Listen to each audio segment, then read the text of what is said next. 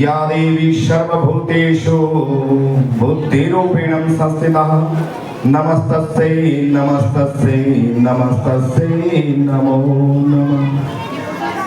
पहले तो आप सब भारत माता की जय बोलेंगे। भारत माता की, भारत माता की, भारत माता की जय। जय श्री रामचंद्र भगवान की।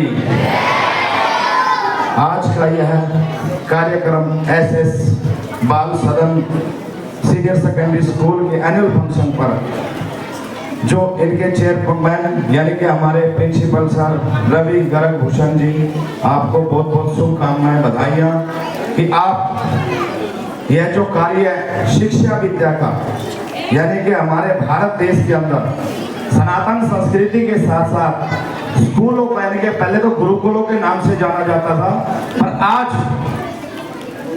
स्कूल कॉलेज अंग्रेजी की भाषा आने के बाद में अनेकों प्रकार के नाम इंस्टीट्यूट वगैरह बोलने लगे हैं। पर जो यह कार्यक्रम हमारी संस्कृति को, हमारे समाज को जोड़ने का एनुअल फंक्शन में बच्चों का सामूहिक विकास, और जो यहाँ अतिथिगण हमारे विशेष तौर पर आए हैं श्याम बंसल जी और हमारे अन्य सभी अतिथिगणों को भी बहुत बहुत हार्दिक स्वागत, अभिनंदन। आप लोग इस स्कूल के कार्यक्रम से, इस स्कूल के जितने भी मतलब बच्चों के माता पिता यहाँ आए हुए हैं, वो भी जो बातें जरूर ध्यान से सुनेंगे।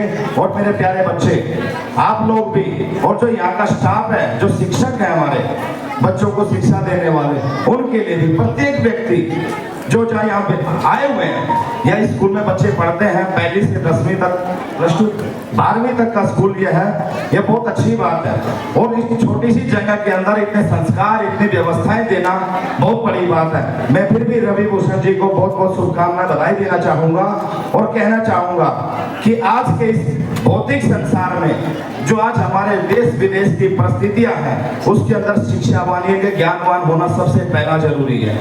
ये हमारा सौभाग्य है कि हम मनुष्य तन मिला और इस भारत भूमि के ऊपर हमारा जन्म हुआ, क्योंकि आप देखते होंगे पश्चिमी सभ्यता का नावरण हमारे देश के अंदर आ रहा है। मेरे प्यारे बच्चों, आप लोगों को जीवन में एक छोटी सी बात मैं जरूर आप लोगों को बता के जाना चाहूंगा कि आप लोगों को 3 चीजों को अपने जीवन में ध्यान करना है, और जो आप लोग उन 3 चीजों को ध्यान कर लेंगे तो अपने माता पिता का भी, अपने गांव का, शहर का भी और अपने देश का भी नाम रोशन जरूर करोगे।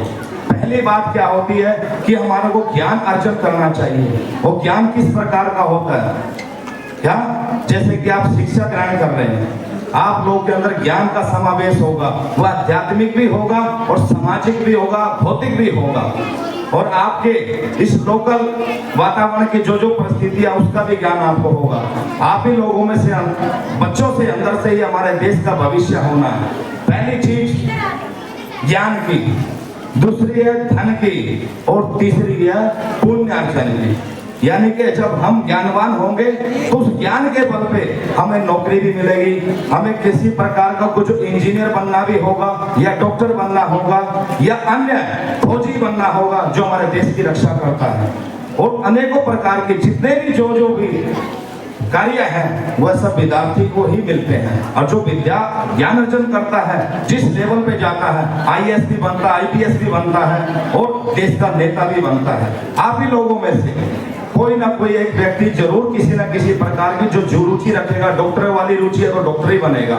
ये ज्ञान सर्वप्रथम आपको अर्जन करना है, उसके बाद धन अपने आप ही आ जाएगा। और धन आने के बाद में तीसरा कार्य होता है पुण्य अर्जन, जो हमारी सनातन संस्कृति के अंदर बताया जाता है। पुण्य अर्जन का मतलब है कि अच्छे काम करना, समाज के काम करना, धर्म के काम करना, राष्ट्र हित में करना, अपने परिवार के हित में करना, उसको पुण्य अर्जन कहते हैं। आप इधर देखें तो भी पुण्य मिले, उधर देखें तो भी पुण्य मिले, किसी भी प्रकार का कोई भी अकर्म यानी कि कुकर्म हमसे ना हो, जिससे कि हमारा पुण्य विसर्जन हो, यानी कि उसका नाश हो। पर मेरे प्यारे बच्चों, मुझे आज बहुत खुशी मिली आप लोगों के बीच आकर के।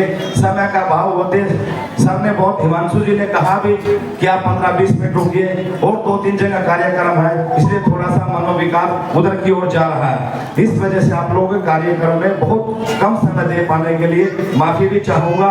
और ऐसे ऐसे कार्य है, ये स्कूल यानी कि मेरा कैथल शहर कि जितने भी स्कूल हैं, कॉलेज हैं, मैं RKSD कॉलेज से भी संबंध रखा, वहाँ के भी कार्यक्रम देखा, पर ये हमारे एक बहुत ही आगे आने वाली युवा पीढ़ी के लिए प्रेरणादायक होना चाहिए।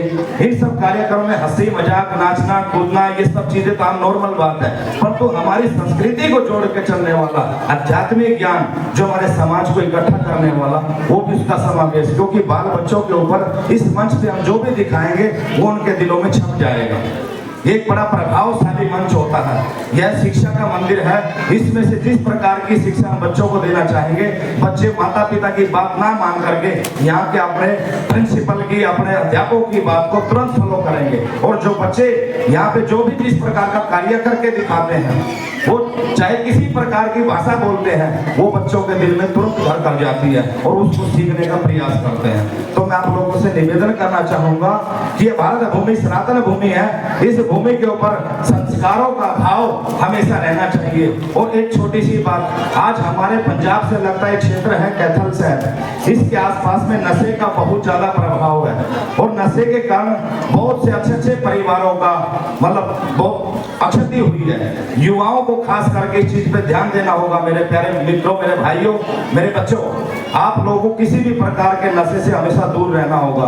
जो आप लोगों को अच्छा भविष्य चाहिए, अच्छे जीवन के मतलब आप कामना करते हैं कि हम लोग कुछ विशेष व्यक्ति बने, अपने माता पिता का नाम रोशन करें, हमारे देश की सेवा कर सके, तो आप लोगों को नशे के खिलाफ बिल्कुल, कोई पास में एक दूसरा करता भी हो तो उसकी भी कंप्लेंट करें अपने अध्यापक से, और किसी प्रकार का नशे के ऊपर ना ध्यान दें, नशे को बिल्कुल दूरी रखें, वो किसी भी प्रकार का नशा हो।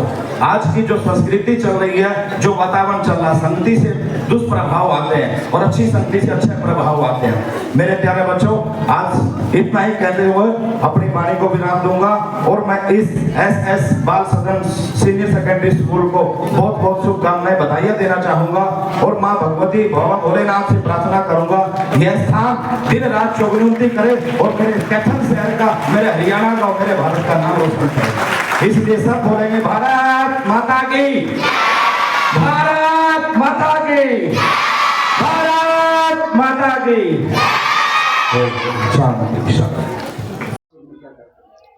आज स्कूल का 48वां एनुअल फंक्शन का आयोजन किया गया है।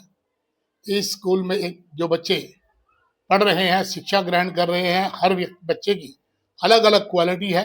कोई शिक्षा के क्षेत्र में, कोई खेल के क्षेत्र में, कोई मंच पर अपनी अपनी प्रस्तुति प्रकट करता है। उन सभी बच्चों को शाबाशियों के नाम से इनाम दिया जाता है, ताकि वो बच्चे प्रोत्साहित हों और आगे बढ़कर इसमें भाग ले सकें।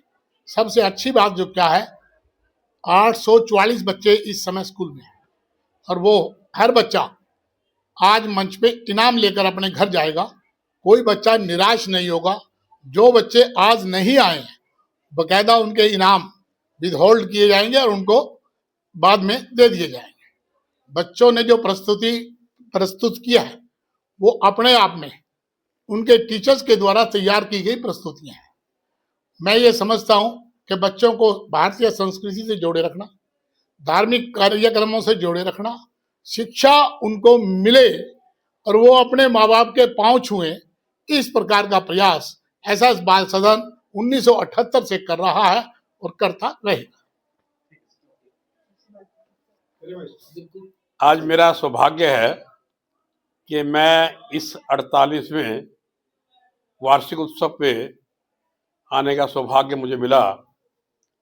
जब 48 साल पहले रवि जी ने स्कूल शुरू किया था, तो उस समय भी मैं स्कूल में सहभागी था।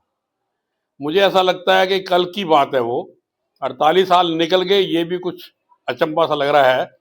लेकिन रवि जी ने जिस प्रकार से स्कूल को संवारा है, बच्चों का जीवन सुधारा है, और प्रयास इनका रहता है कि भारत शिक्षा के साथ साथ बच्चे यहाँ से सांस्कृतिक शिक्षा और अपने पूर्वजों को प्रणाम करना, पूर्वजों का सम्मान करना, अपने माता पिता का सम्मान करना और अपनी संस्कृति को जाने। ये मेरा देश, ये मिट्टी, ये मातृभूमि मेरी है।